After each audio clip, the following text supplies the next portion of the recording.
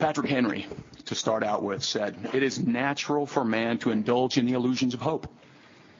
We are apt to shut our eyes against the painful truth and listen to the song of that siren until she transforms us into beasts. For my part, whatever the anguish of spirit it may cost, I am willing to know the whole truth, to know the worst, and to provide for it." The painful truth, committee members, is we have a federal government that is $13 trillion in debt. Just increased the debt ceiling by $2 trillion, and that will take us through November.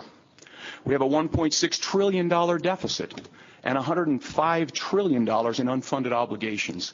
The painful truth is that for Utah to rely 50% of our state budget on that drunken sailor, my apologies to drunken sailors in the room, is ridiculous. It is ridiculous. George Washington sanctioned the words of John Dickinson, our framer, when he said, "Each state is and is to be sovereign and supreme in all matters that relate to each state only, and is to be subordinate barely in those matters that relate to the whole. And it will be their own faults if the several states suffer the federal sovereignty to interfere in things of their respective jurisdictions." We know that everyone in Washington is benefited by ignoring the constitutional restraints. Special interests, the re-election funds, the agencies. Lawrence Lessig, Stanford law professor, and Bill Gross, the co-founder of PIMCO, the largest bond fund in the world, did studies and both came to the same conclusion. The return on investment in lobbying Congress is 20,000% on major legislation.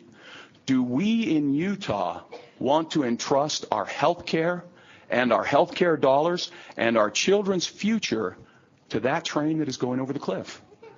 The emperor has no clothes. It's time to look at the real truth. Our major bankers, China and Japan, have now pulled away.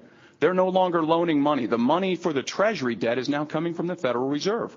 Again, we can ignore this all we want, but that is the truth. That is the reality of what is happening in our world today. Utah has the foundation of strength. Utah has the foundation of liberty, of patriotism, of hard work, of kindness, of charity. We give more to charity by double than any other state in the nation.